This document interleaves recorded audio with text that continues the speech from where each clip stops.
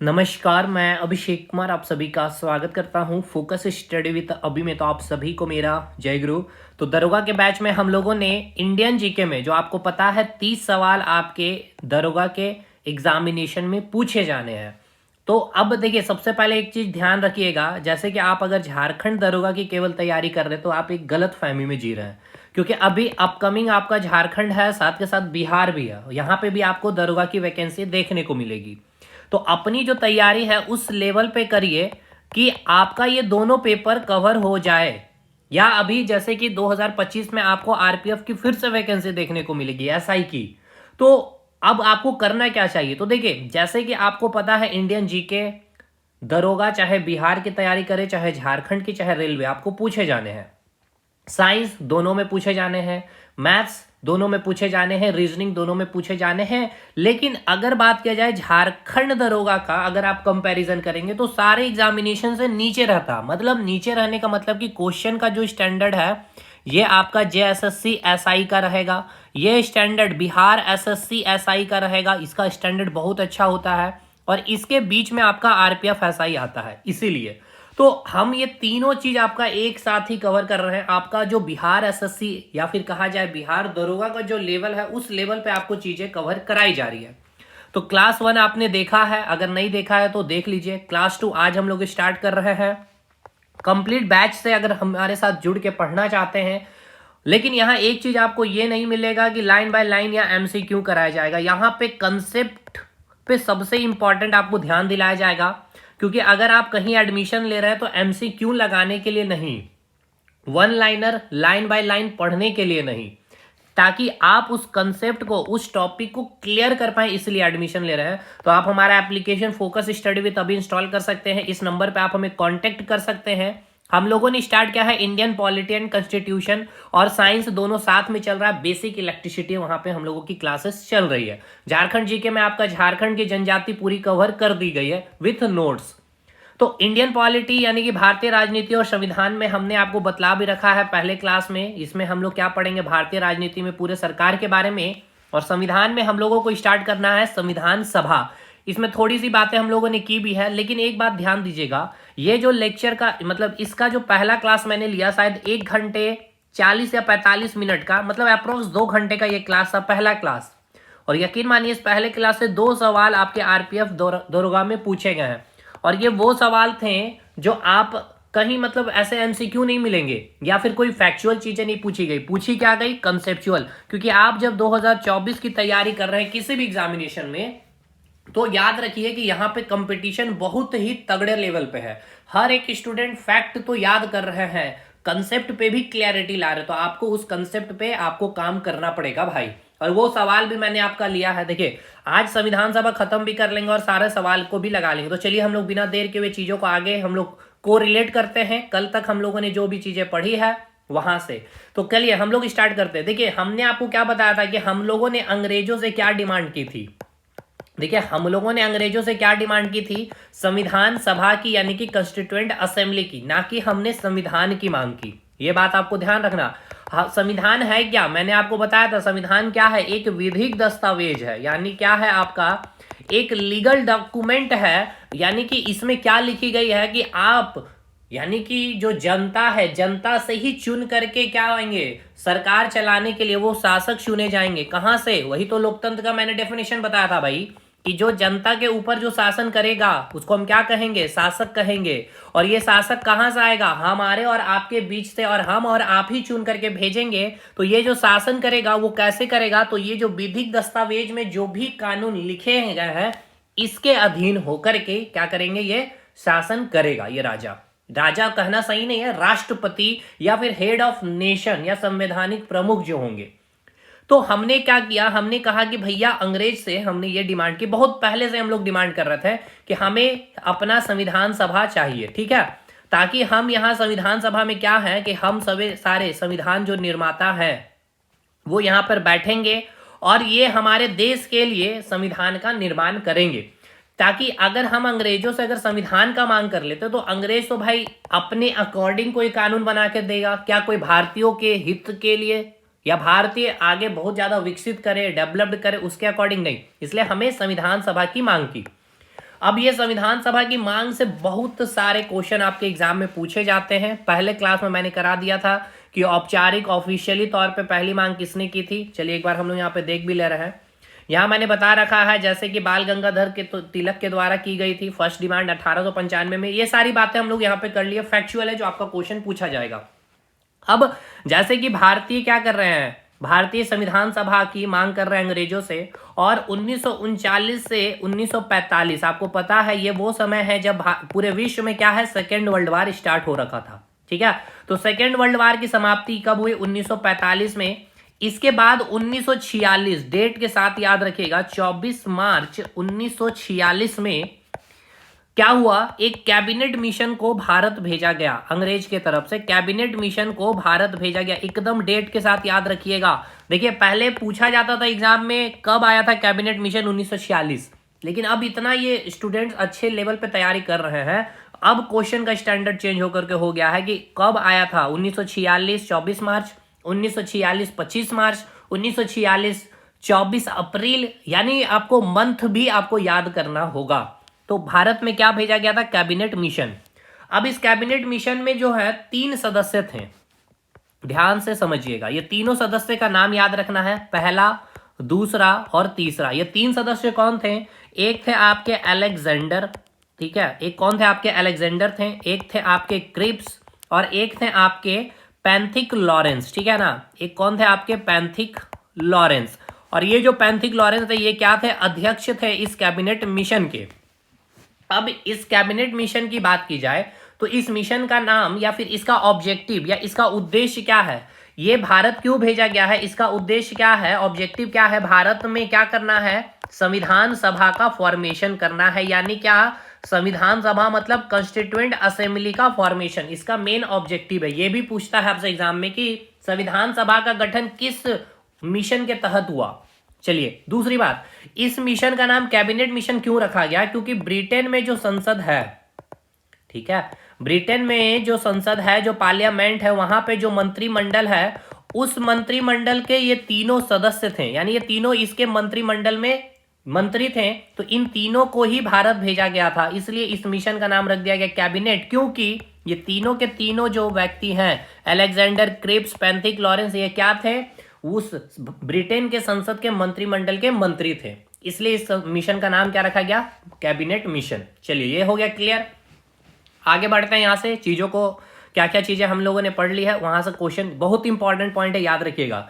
Cabinet mission, तो पहला आपको याद रखना है कि भारत ये कब आया, तो डेट के साथ मैंने अभी आपको बताया है, डेट के साथ याद रखना है, 24 मार्च, एकदम याद कर लीजिए, 24 मार्च को यह भारत आया था 1946 में। इस योजना के तहत ही क्या हुआ, संविधान सभा का निर्माण हुआ। उद्देश्य क्या वो है इसका, भारत में संविधान सभा का फॉर्मेशन करना। अब अगला सवाल आपसे ये पूछा जाएगा, जब भारत में कैबिनेट मिशन भेजा गया, इस समय ब्रिटेन के प्राइम मिनिस्टर कौन थे, क्लेमेंट एटली थे। ठीक है, इस समय भारत का राजा कौन था, जॉर्ज 6 था, और वाइसराय कौन थे, तो लॉर्ड वेबल थे। 3 सदस्य कौन थे, अलेक्जेंडर, क्रिप्स, पैंथिक लॉरेंस, जो ये आपके अध्यक्ष थे। आगे बढ़ते हैं, ऑब्जेक्टिव क्या है इसका, उद्देश्य भारत की संविधान सभा का निर्माण करना। अब देखिए संविधान सभा का देखिए निर्माण तो करना है। अब ये संविधान सभा का निर्माण करना मतलब क्या है, यहाँ पे सदस्य को बैठाया जाएगा और ये सदस्य क्या करेंगे, डिस्कशन करेंगे, चर्चा करेंगे, किसके लिए, कि भारत का संविधान कैसा हो, यानी कि भारत के संविधान का निर्माण करने के लिए हमको यहाँ पे क्या करना होगा, संविधान सभा में सदस्य को चुन करके लाना होगा। तो कैसे लाएंगे भाई, चुन करके हमको लाना होगा, यानी चुनाव कराना पड़ेगा। तो अब आगे बढ़ते हैं, इस कैबिनेट मिशन के द्वारा 1 जुलाई 1946 को पहली बार संविधान सभा के, अब ये पॉइंट याद रखिएगा, संविधान सभा के सदस्यों के लिए प्रथम बार क्या कराया गया, चुनाव कराया गया। ठीक है ना, क्या कराया गया, चुनाव कराया गया। तो ये आपको याद रखना है, एग्जाम में वेरी वेरी इंपॉर्टेंट क्वेश्चन है, ये आप बना नहीं पाते हैं बहुत स्टूडेंट। कब हुआ था पहली बार संविधान सभा के सदस्यों के लिए प्रथम बार चुनाव, तो 1 जुलाई 1946। मतलब ये कि आपकी जो कैबिनेट मिशन है, भारत आई है, इन्होंने संविधान सभा का फॉर्मेशन कर दिया। अब भाई करने के बाद यहाँ पे कोई तो बैठेंगे, सदस्य बैठेंगे संविधान सभा में, तो यहाँ पे जो लोग बैठने वाले हैं इसका क्या होगा, चुनाव होगा। ठीक है ना, यहाँ पे क्या होगा, इनका चुनाव किया जाएगा। तो इसका चुनाव कब होगा, पहली बार कब चुनाव हुआ, आपको याद रखना है 1 जुलाई 1946। अब आगे बढ़ते हैं, अब ये चुनाव कैसे होगा नहीं होगा इसको समझिए, यहां से बहुत अच्छे लेवल पे आपका क्वेश्चन बनता है। देखिए, 2-3 पॉइंट को पहले आपको समझना जरूरी है। फर्स्ट आपको समझना है एक देसी रियासत के बारे में। एक है आपका देसी रियासत, ये देसी रियासत क्या है। दूसरा एक होगा आपका ब्रिटिश प्रांत, ठीक है, एक होगा आपका ब्रिटिश प्रांत, यानी कि ब्रिटिश क्या हो जाएगा, इसको क्या बोलेंगे, प्रोविंस, ठीक है ना, ब्रिटिश प्रोविंस, इंग्लिश में इसको कहेंगे ब्रिटिश प्रोविंस, ठीक है। और देसी रियासत को हम लोग इंग्लिश में, हिंदी में, इंग्लिश में क्या कहेंगे भाई, ये प्रोविंस हो जाएगा। बाकी आप देख लीजिएगा एक बार गूगल ट्रांसलेट करके। और तीसरा आपको समझना है कमिश्नरी स्टेट, ठीक है ना। 4 आपको कमिश्नरी स्टेट के बारे भी आपको पता होना चाहिए। तो यहां मैं लिख दे रहा हूं कमिश्नरी स्टेट। ये है क्या, पहले इसको समझिए भाई। कमिश्नरी राज्य ये है क्या, इसको समझिए। इंग्लिश और हिंदी वही नाम है, कमिश्नरी राज्य। ये देसी रियासत क्या, पहले समझिए। देखिए, देसी रियासत कहने का मतलब क्या है। देसी रियासत हम किसको कहेंगे इसको भी समझिए, क्योंकि चुनाव में यहां से आपका क्वेश्चन बनता है। देसी रियासत कहने का मतलब क्या थे कि भारत में कई राजा ऐसे थे जिसने क्या किए थे, सहायक संधि पे हस्ताक्षर करके रखे हुए थे अंग्रेजों के साथ, ठीक है ना। सहायक संधि पे हस्ताक्षर किए हुए थे। सहायक संधि पे हस्ताक्षर ये हिस्ट्री का पार्ट है, इसमें हम लोग काफी डिस्कशन किए भी हैं हिस्ट्री में, और अभी मैं आपको बता भी दे रहा हूं। इसमें होता क्या है कि हमने, जैसे कि मैं राजा हूं, मैंने क्या किया, अंग्रेजों के साथ सहायक संधि पे हस्ताक्षर किया हूं। राजा तो मैं हूं नाम मात्र का, लेकिन जितने भी सैनिक है, जितने भी सेना है, वो कौन भेज रहे हैं, अंग्रेज भेज रहे होंगे, ठीक है। यानी कि आप नाम मात्र के एक प्रकार के राजा होंगे, लेकिन आपको जो भी सेना प्रोवाइड करना है वो कौन करेगा, अंग्रेज प्रोवाइड करेगा। सेना के थ्रू अगर कोई भी आपको आक्रमण करवाना है, कोई भी बल प्रयोग करवाना है, वो बिना परमिशन नहीं होगा, ठीक है। ये हो गया, आपने क्या किया, सहायक संधि पे हस्ताक्षर कर रखा है, ये है देसी रियासत। ब्रिटिश प्रांत मतलब यहाँ पे कि डायरेक्ट यहाँ पे अंग्रेजों ने अपना कब्जा करके रखा हुआ, यहाँ पे डायरेक्ट अंग्रेज क्या कर रहे हैं, शासन कर रहे हैं, ठीक है ना। यहाँ पे डायरेक्ट अंग्रेजों का शासन है। यहाँ पे शासन कैसे चल रहा है, राजा के द्वारा शासन चल रहा है, ठीक है। और यहाँ पे समझिए, ये 4 कमिश्नरी स्टेट, मतलब जैसे कि आज भारत में आप यूनियन टेरिटरी को देखते हैं ना, केंद्र शासित प्रदेश, जैसे दिल्ली हो गया, केंद्र का पावर है, उसी प्रकार ये 4 कमिश्नरी स्टेट है। एक आपको याद रखना है बुर्ज, कर्नाटक हो गया, उसके बाद आपका अजमेर हो गया, बुर्ज हो गया, कर्नाटक हो गया, अजमेर हो गया, और एक आपको याद रखना है क्या हो गया, बुर्ज बलूचिस्तान, हाँ बलूचिस्तान एक है आपका, ठीक है ना, बलूचिस्तान। ये सारा नोट्स में लिखा हुआ, ठीक है, मैं नहीं लिख रहा हूं ज्यादा क्योंकि समय लगता है लिखने में, और समय काफी इंपॉर्टेंट है आपके लिए। ये आपको मेन समझना है। देसी रियासत क्या हो गया, क्योंकि अभी आपके एग्जाम में पूछा गया है ये क्वेश्चन, यही आरपीएफ एसआई में, और बहुत शानदार क्वेश्चन है। देसी रियासत का मतलब क्या है, वहां पे जो शासन चल रहा है, कैसे चल रहा है, वहां के राजा ने सहायक संधि पे हस्ताक्षर किए हुए अंग्रेजों के साथ, यानी यहाँ अंग्रेज शासन कर रहे लेकिन राजा के थ्रू। ब्रिटिश प्रांत कहने का मतलब है यहाँ पे राजा नहीं है, यहाँ डायरेक्ट अंग्रेज शासन कर रहे हैं, और 4 कमिश्नरी स्टेट होंगे, यानी कि जैसे यूनियन टेरिटरी, मतलब यहाँ पे भी अंग्रेजों का ही शासन है, ठीक है, लेकिन इसको क्या किया गया है, घोषित कर दिया गया 4 कमिश्नरी स्टेट के रूप में। एक हो गया बुर्ज यानी कि कर्नाटक आप जिसको कहेंगे, एक हो गया आपका दिल्ली, एक हो गया अजमेर, और एक हो गया आपका बलूचिस्तान। अब ध्यान से समझिए, ये जो देसी रियासत थे, यहां से 93 राजा को क्या किया जाएगा, चुना जाएगा, ठीक है ना। 93 राजा को, राज्यों लिख दिया मैंने, 93 राजा को, कितने राजा को, 93 राजा को क्या किया जाएगा, चुना जाएगा। और यहां से, और यहां से, यहां पे कितना है, 4 है, और यहां पे कितना है, 292 है। अब समझिए मैं क्या बोल रहा हूं।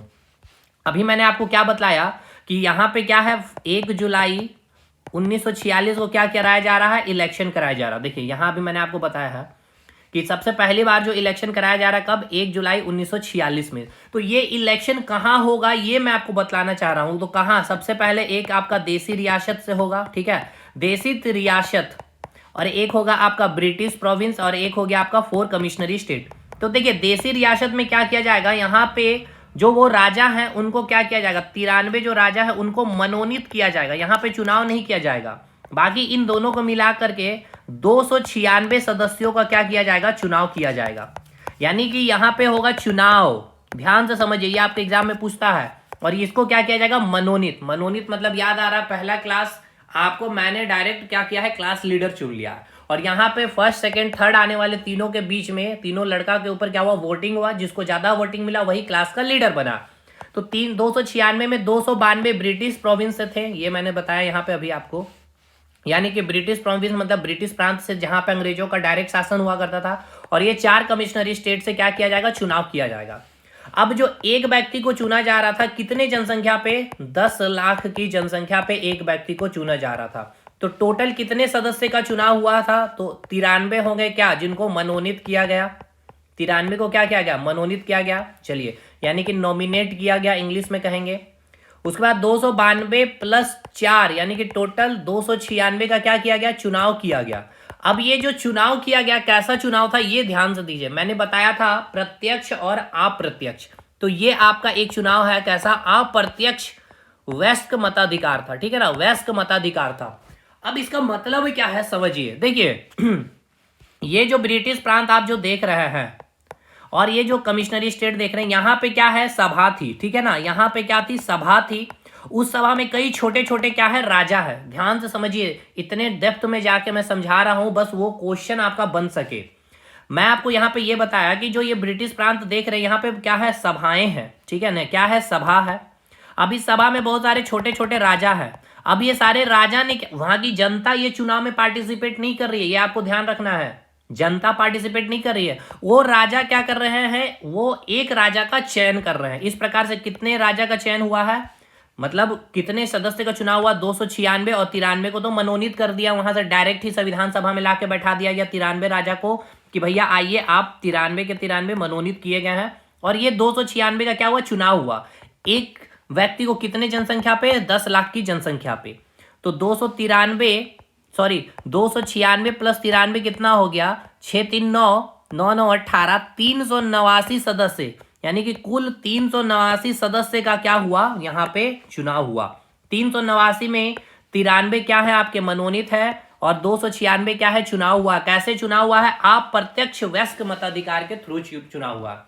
अब आपका एग्जाम में क्वेश्चन क्या पूछा गया था अभी जस्ट रिसेंट, उस पे हम लोग आते हैं ताकि आपको समझ में आए कि भाई सर इतना यहाँ पे क्यों इतना समय दिए हैं। ठीक है ना, क्यों दिया गया है यहाँ पे समय, इसको भी आपको समझाने की जरूरत है भाई, क्योंकि हर एक चीज को समझते हुए चलिए। अभी आपका लेटेस्ट आयोग ने सवाल पूछ लिया है, इट मीन्स कि आपके लिए इंपॉर्टेंट है।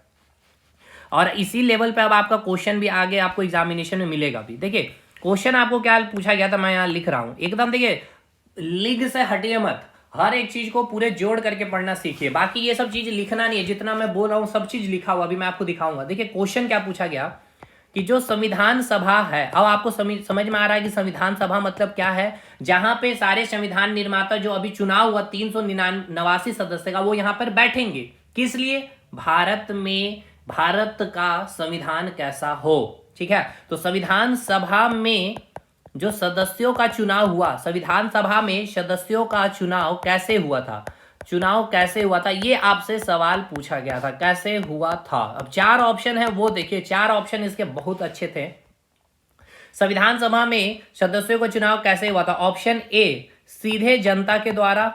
ठीक है, सीधे जनता के द्वारा। ऑप्शन बी भारतीय राष्ट्रीय कांग्रेस के नामांकन के द्वारा, इंडियन नेशनल कांग्रेस के नामांकन के द्वारा हुआ था। ऑप्शन सी भारतीय राज्यों के शासकों से नामांकन के द्वारा। और ऑप्शन डी है प्रांतीय सभाओं के द्वारा। क्या खूबसूरत क्वेश्चन है, बताइए। ये आपका सवाल पहले पीसीएस रेंज में पूछा जाता था, जो अब आपके वनडे एग्जामिनेशन में पूछे जाने लगे।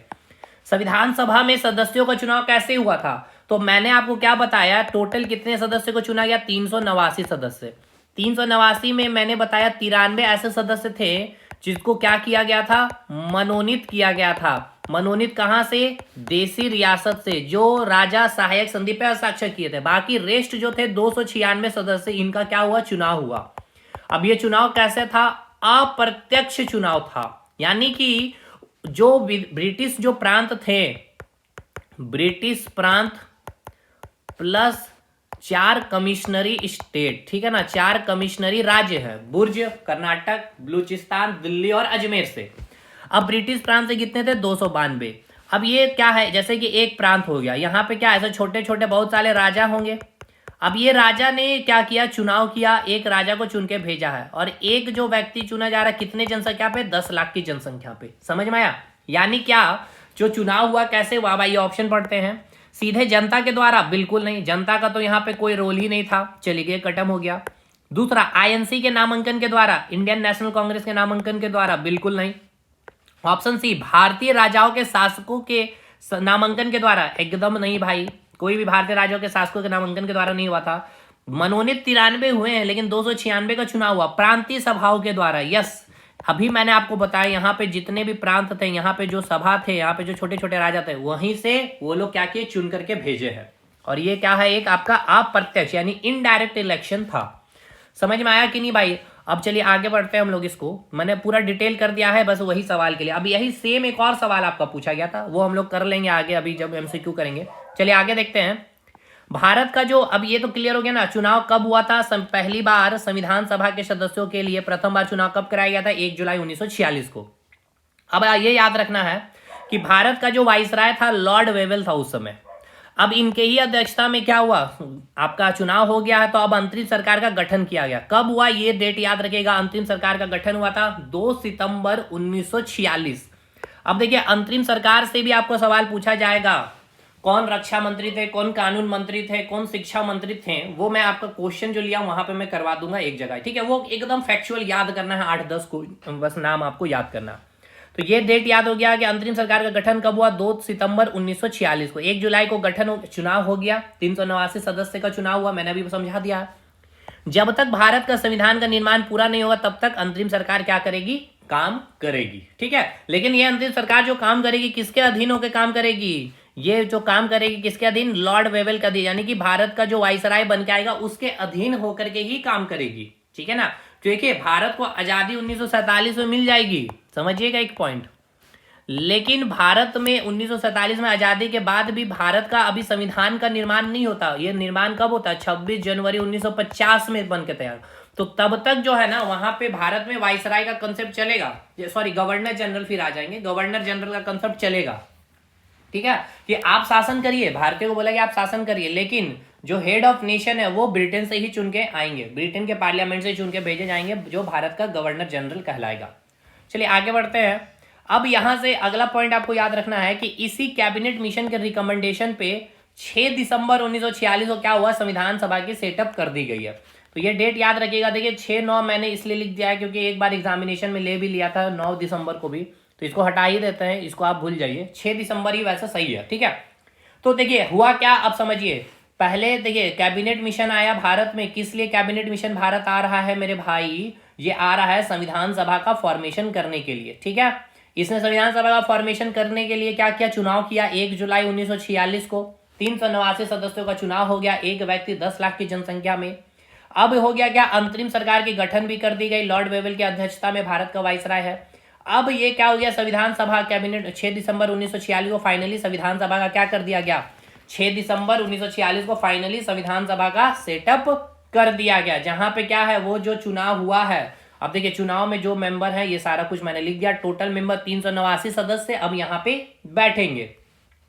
लेकिन अभी ये 389 सदस्यों के बीच में चुनाव हुआ, अब 389 सदस्य में जो ज्यादा वोट लाएंगे वो आके बैठेंगे। तो कुल 11 राज्यों में चुनाव हुआ। ध्यान से, ये पहला पॉइंट आपसे पूछा जाएगा कि कितने राज्यों में चुनाव हुआ था, प्रांतों में तो 11। इसमें 292 सदस्य सीटों पे और 4 ब्रिटिश कमिश्नरी, दिल्ली, अजमेर और बुर्ज, और जिसको कर्नाटक कहते हैं अभी, बलूचिस्तान में क्या हुआ, चुनाव हुए। और 93 देसी रियासत में क्या हुआ, बिना चुनाव के राजा को मनोनीत करके बैठा दिया गया संविधान सभा में।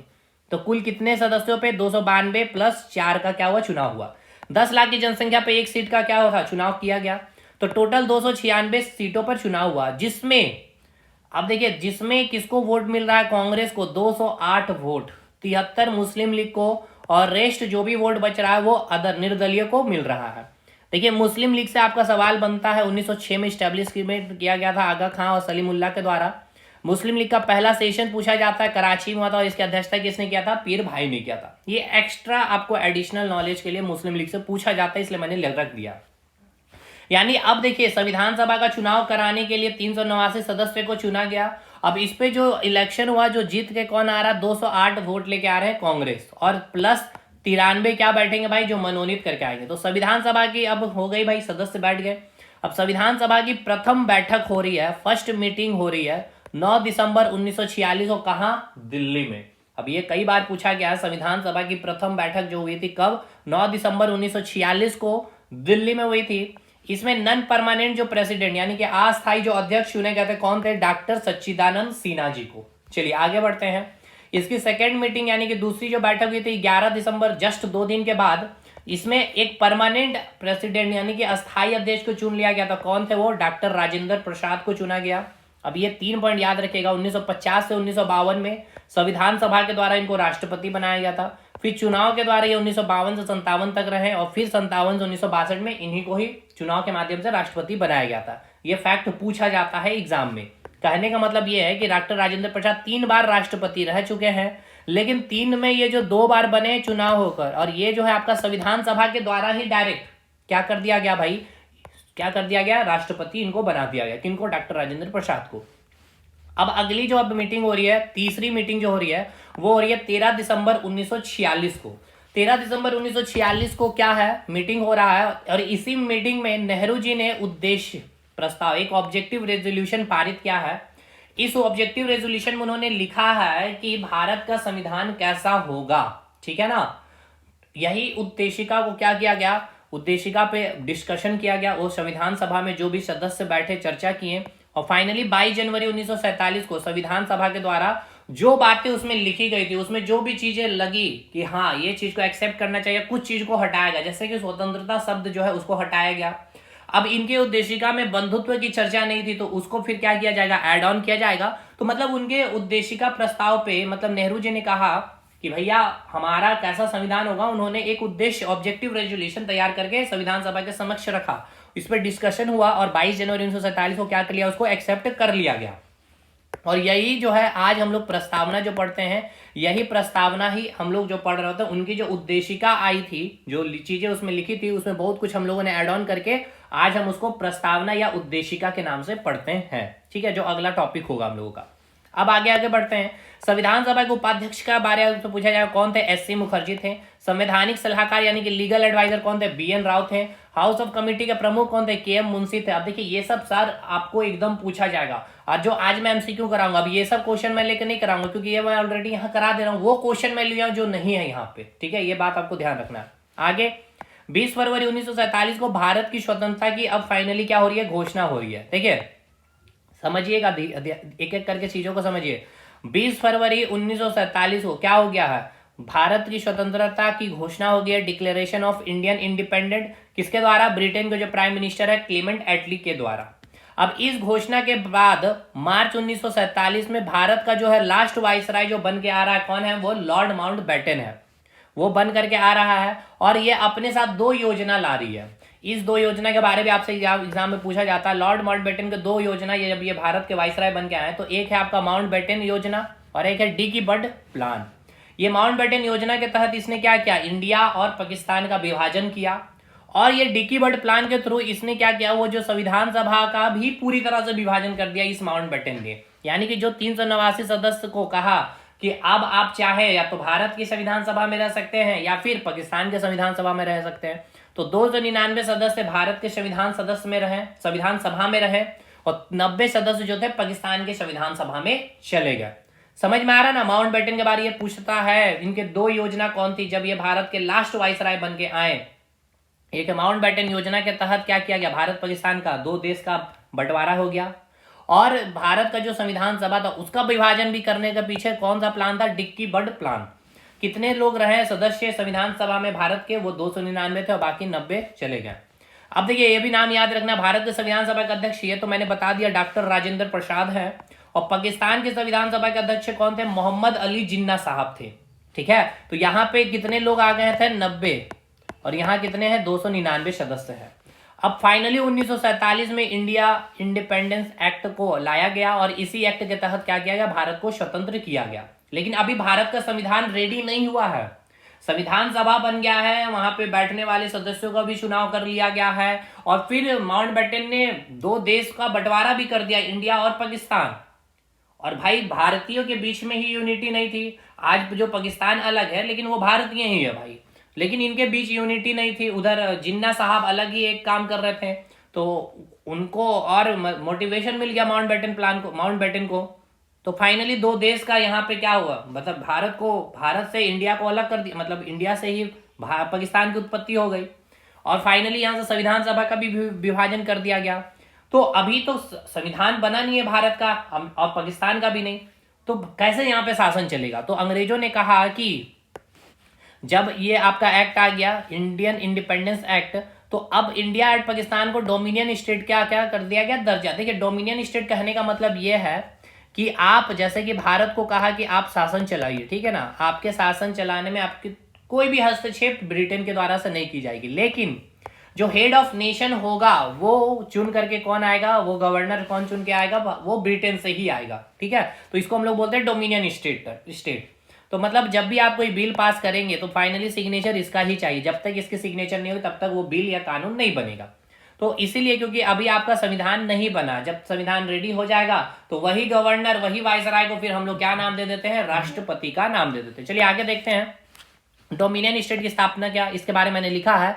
इसका मतलब यह है कि शासन आप कीजिए, लेकिन प्रमुख ब्रिटिश के गवर्नर जनरल होंगे। जब तक संविधान अपना भारत लागू नहीं हो जाता तब तक 1935 का एक्ट जो है प्रावधान के तहत ही प्रशासन चलेगा। 1935 का एक्ट वगैरह ये सारा पूरा एक्ट मैंने पढ़ा दिया है एप्लीकेशन में, पूरी वीडियो अपलोडेड है, 3 लेक्चर है, 3.5 घंटे के आसपास, ये बहुत शानदार। और उसके अलावा आप बीपीएससी रेंज, जेपीएससी के एग्जामिनेशन तक के सवाल बना रहे हैं, मैंने पूरा डिटेल ही उसमें कर दिया, ठीक है ना। इसलिए मैंने कहा कि एक बार अगर आप पढ़ रहे हैं तो एटलीस्ट ऐसा पढ़िए कि ऑलमोस्ट एग्जाम कवर हो जाए, क्योंकि भाई एक एग्जाम ही तो आपके नहीं है कि हर महीने आपका दरोगा का पेपर ऐसा भी नहीं है, हर स्टेट में आपके 2-3 महीने के बाद आपको मिल सकता है, तो आपकी तैयारी होनी चाहिए वैसे लेवल पे।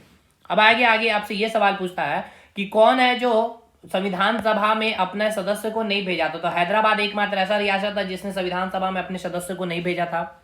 जयप्रकाश नारायण और तेज बहादुर सप्रू ने संविधान सभा से इस्तीफा दे दिया था। महात्मा गांधी एंड मोहम्मद अली जिन्ना ने संविधान सभा में भाग नहीं लिया था। 26 नवंबर 1949 को फाइनली संविधान सभा के द्वारा क्या हुआ, संविधान को अंगीकृत कर लिया गया।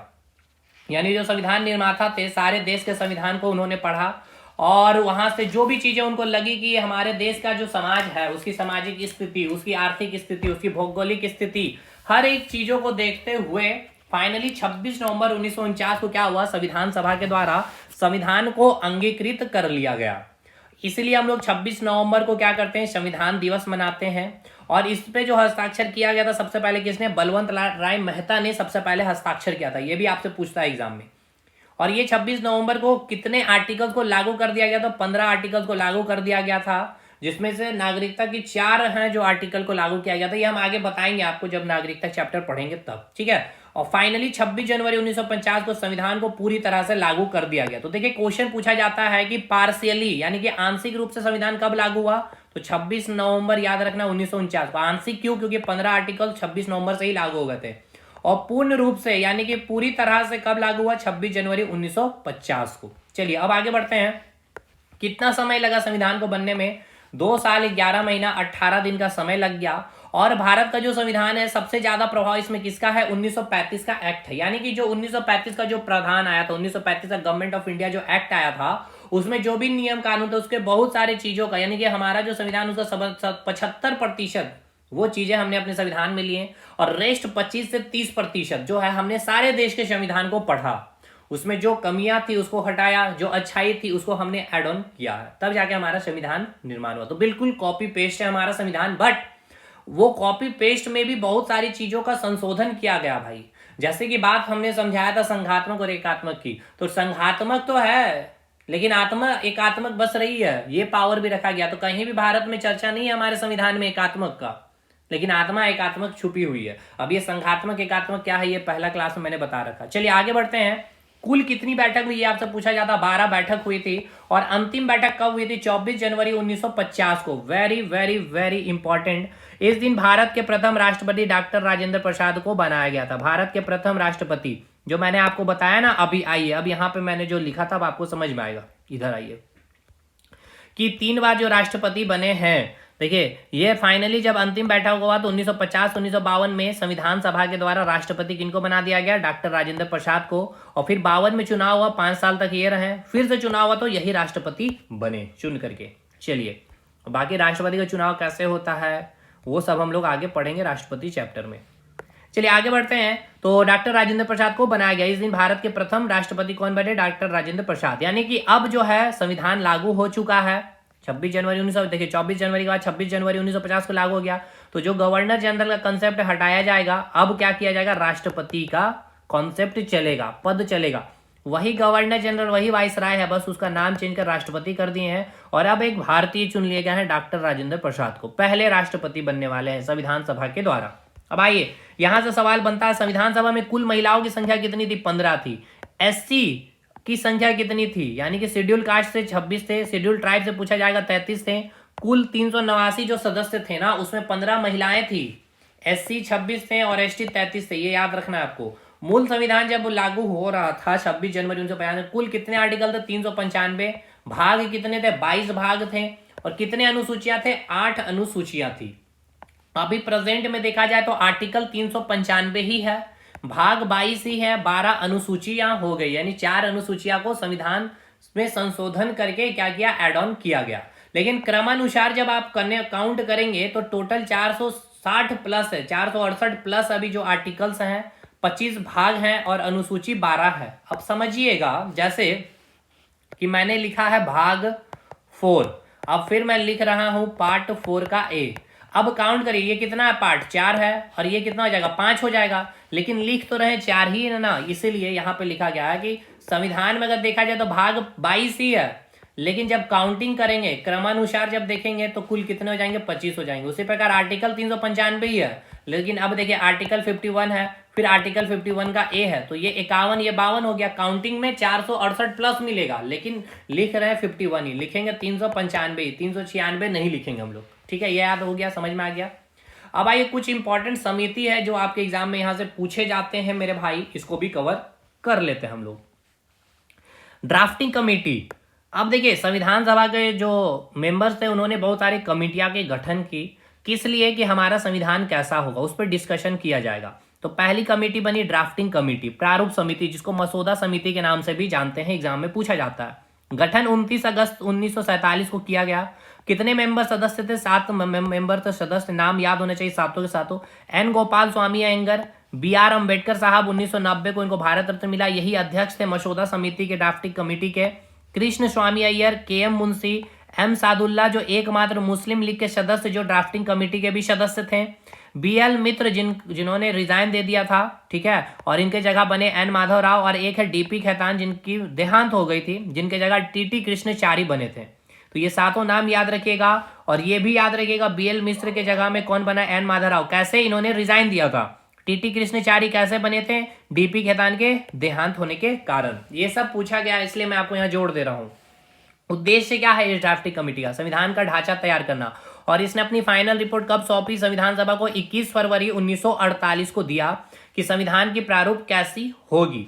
अगली समिति का नाम देखना है संघ संविधान समिति, यानी कि संघ शक्ति समिति, province constitution committee, union power committee. का अध्यक्ष का नाम आपको याद रखना है जवाहरलाल नेहरू है, डायरेक्ट ये पूछेगा आपसे।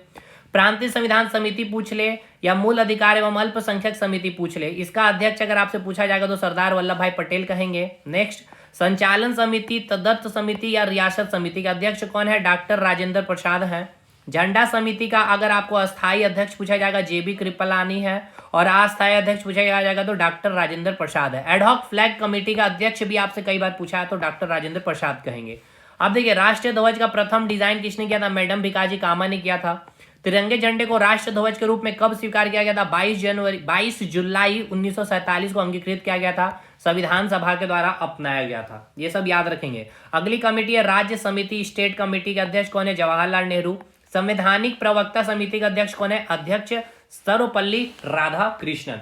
2-3 और आपको फैक्ट मैं लिख रहा हूं, ये आप नोट डाउन करिएगा, यहां मैंने नहीं लिखा है, मुझे अभी याद आ रहा है। देखिए पूछता है क्या कि 1922 में किसके द्वारा उद्गार व्यक्त किया गया था कि भारतीय संविधान भारतीयों की इच्छा अनुसार होगी? ये आपको पूछा जाता है। तो ये किसने किया था डिमांड? महात्मा गांधी जी ने किया था। वेरी वेरी इंपॉर्टेंट है, आपके एग्जाम में पूछेगा मतलब पूछेगा।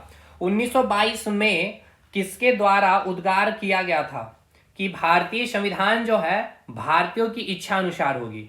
एक आपको कमेटी याद रखना है साख समिति, ठीक है ना, साख समिति का अध्यक्ष भी आपसे पूछा जाता है, ठीक है। साख समिति का अगर आपसे अध्यक्ष पूछ लिया जाए तो कौन था, ये भी नाम याद रखिएगा, अल्लादी कृष्णा स्वामी अय्यर, ठीक है ना, अल्लादी कृष्णा स्वामी अय्यर, अल्लादी कृष्णा स्वामी अय्यर, ये नाम आप याद रखेंगे। ये पूछा गया नाम आपसे CHSL में।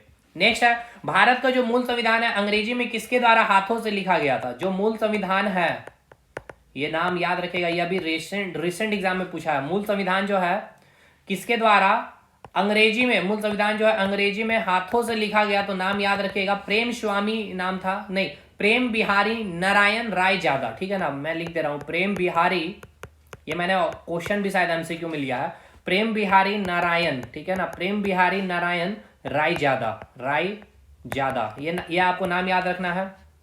इतना आपको याद रखना है। एक और पॉइंट याद कर लीजिएगा, ये आपका पूछा है भाई, रिसेंट पूछा है RPF में, 1938 में नेहरू जी के द्वारा, ठीक है ना, किसके द्वारा याद रखिएगा, पंडित जवाहरलाल नेहरू जी ने वयस्क मताधिकार, ठीक है ना, नाम ये समझिए, वयस्क मताधिकार के आधार पर, वयस्क मताधिकार के आधार पर संविधान सभा के गठन की मांग की थी, ठीक है ना, कॉन्स्टिट्यूएंट असेंबली की गठन की मांग की थी। किसने, कब? 1938 में नेहरू ने वयस्क मताधिकार के आधार पर संविधान सभा की गठन की मांग की थी। लिखिए जितना मैंने अभी तक बोला, मैंने क्या क्या बोला कि 1922 में किसके द्वारा, लिखिए, किसके द्वारा व्यक्त किया गया था कि भारतीय संविधान भारतीयों की इच्छा अनुसार होगी, यानी कि जो भारत का जो संविधान है भारतीयों की इच्छा अनुसार होगी, तो महात्मा गांधी जी ने यह उद्गार किया था। साख समिति के अध्यक्ष अल्लादी कृष्ण स्वामी अय्यर। मूल संविधान को अंग्रेजी में हाथों से लिखने वाले प्रेम बिहारी नारायण राय ज्यादा है। 1938 में नेहरू जी ने, पंडित जवाहरलाल नेहरू ने, किसने, पंडित जवाहरलाल नेहरू ने वयस्क मताधिकार के आधार पर संविधान सभा के गठन की मांग की थी। इतना आपको याद रखना है। अब चलिए MCQ पे आते हैं। MCQ से आपका हर एक चीज, आपका जो भी चीज बचा हो वो आपको मैं यहाँ पे कवर करवा दूंगा, ठीक है। चलिए भाई, आइए एक एक करके देखिए। प्रारूप समिति, ये तो इजी क्वेश्चन हो गया आपका, पहला ही सवाल बहुत इजी मैंने ले लिया है, कोई नहीं। 29 अगस्त 1947 को, ये देखिए मैंने अभी आपको, देखिए मैंने कहा ना कि हर एक चीज है, बहुत कम में मैंने अच्छे अच्छे क्वेश्चन लिए हैं, ये मैंने ले लिए भाई, अलग बात है। 29 अगस्त 1947 को गठन किए गए थे। चलिए कोई नहीं, नेक्स्ट क्वेश्चन पे आते हैं। नेक्स्ट क्वेश्चन क्या बोला गया आपसे, संविधान की प्रारूप की अध्यक्षता किसने की थी? संविधान की प्रारूप यानी कि ड्राफ्टिंग कमेटी की अध्यक्षता किसने की थी? अंबेडकर साहब ने की थी। कोई दिक्कत है?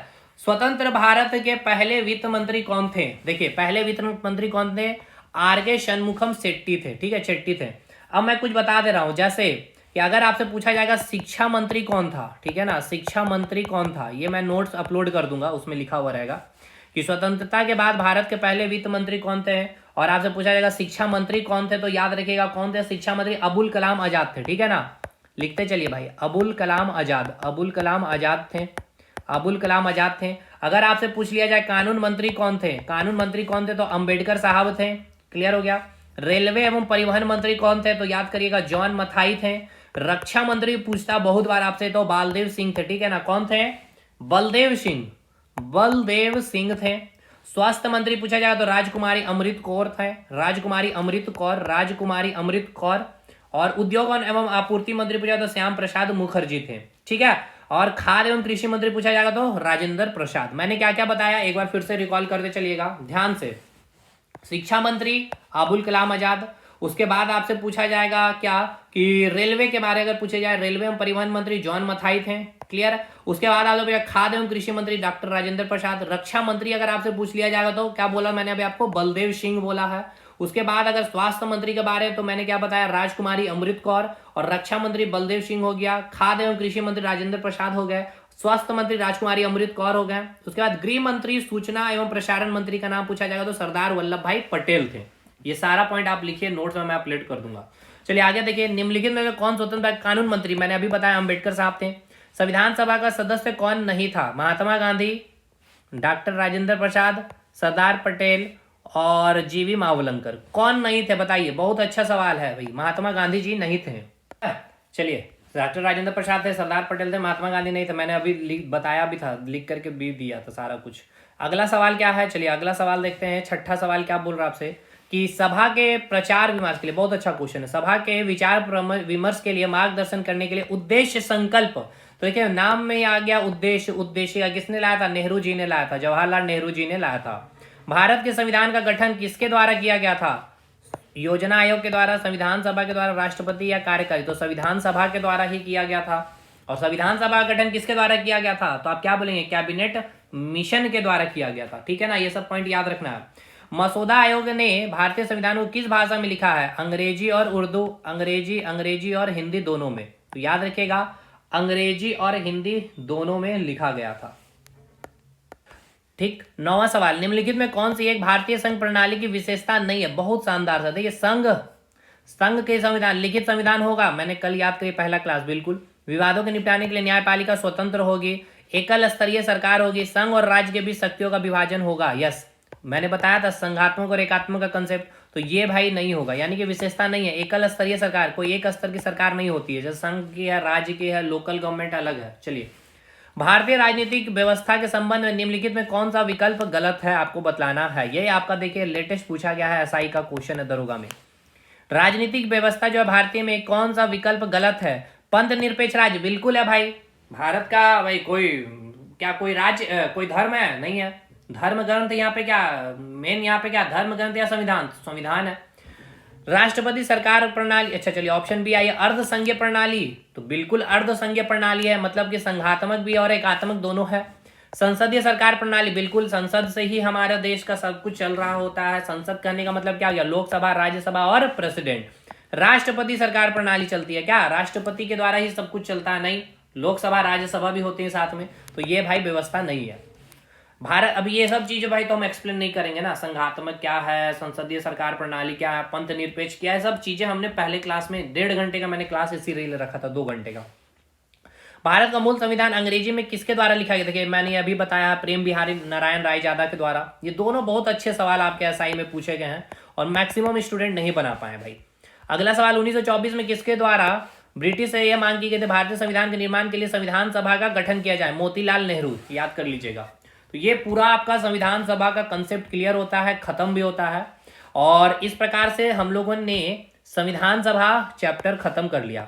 और ये भी संवैधानिक विकास भी हम आपको यूट्यूब पे नहीं डालेंगे, एप्लीकेशन में डाल देंगे क्लास करवा के। प्रस्तावना अब हम लोगों का स्टार्ट हो, यानी ये भी खत्म हो गया है, समझिए। आज ही मैं अभी रिकॉर्ड करूंगा संवैधानिक विकास को, वो सारा चला जाएगा।